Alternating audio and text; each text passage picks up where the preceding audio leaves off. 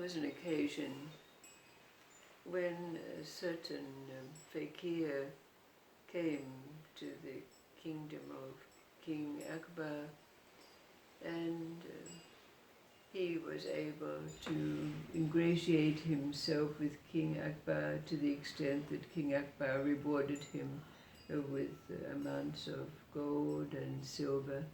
But the fakir continued to flatter the king in the most exalted ways, even to the point where at a time when everyone was assembled, when the fakir said to King Akbar, "Oh, great monarch, you are even greater than God."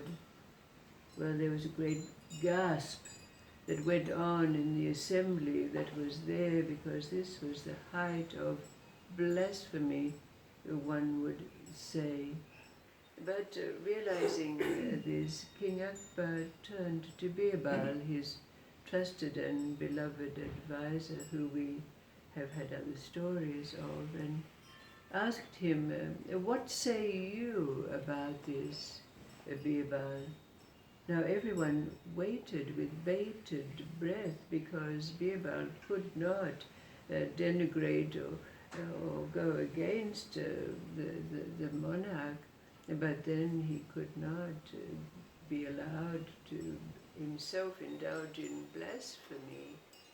So he said, "Oh, yes, great monarch, indeed you are greater than God, because you reign over many realms, and you have the power to send someone to the outer reaches of wherever it is that you wish, another realm, another place. But God cannot do this, because God himself is omnipresent. To where would he exile anyone?" And the whole assembly heaved a sigh of relief, because with this description Birbal had placated his monarch and left the power of God intact, so to speak. And then there's that story about a king who was fair and just in many ways, but he believed himself to be all-powerful. So one day he called his 3 daughters to him, and he said, "You know that I sired you. You know that I hold your fate in my hands, as I do all others. All that I have is yours, or will be yours." Now his older 2 daughters bowed and agreed with him totally. "Yes, sire, you are all powerful above all others." But when it came to the 3rd daughter, she said, "Beloved father, even though you are all powerful, I do not believe that a man can hold the destiny of others in his hands." So the king became very, very angry, and he had his youngest daughter banished to a small cell in a dungeon in the bottom of his palace.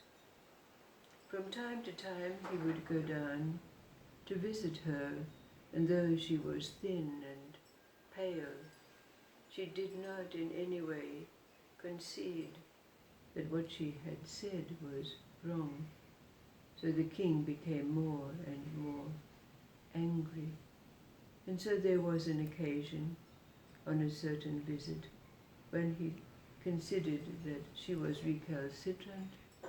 So he said, "I am fair and just. I will not have your head lopped, but I will banish you to the far reaches of my kingdom."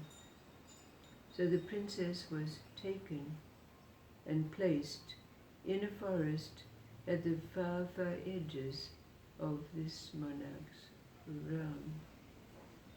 But there she found that the fruit of the trees was equally as delicious, served on a leaf as it was on the golden platters of the palace. She found shelter in the caves, fresh water in the streams. She befriended the animals who brought her nuts and seeds. But after some time, a very rich young merchant rode into the forest, and when they met, they instantly became besotted with one another. So he took the princess back to his home city, where they resided for some while. But after some time, they decided that they would return to the wilderness. And in that wilderness, they lived the simple life with nature. But then, before too long, others of the same ilk and mind gathered around until there was a great throng, building to almost the size of a city. But then, of course, it came to the ears of the king that there was this place where people lived in harmony with nature, living simply and communally. And so he decided that he would go to check out, to ensure that this was not going to in any way infringe on his domains. When he arrived there, he was welcomed by the ex-merchant as the host and invited in to meet his beloved wife. And of course, when the king set sight on his bride, his wife, he recognized his once beloved daughter, who he had missed dearly. They embraced, and the ex-princess whispered in her father's ear, "You see, father,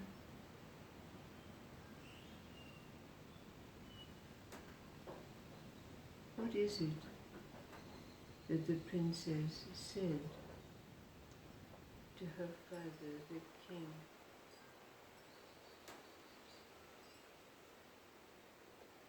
How would you finish this sentence? You see,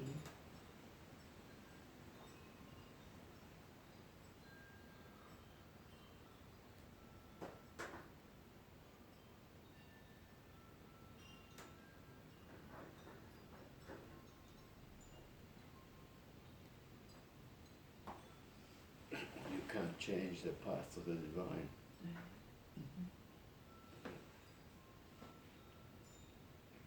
Regardless of human and small soul. yes.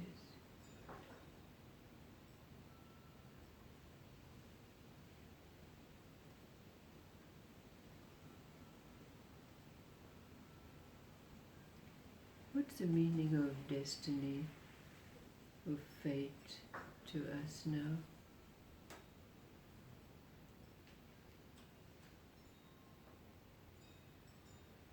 Along with those words, karma, compassion, pity, empathy, love even. What do they connote for us that no longer befit the place in which we find ourselves?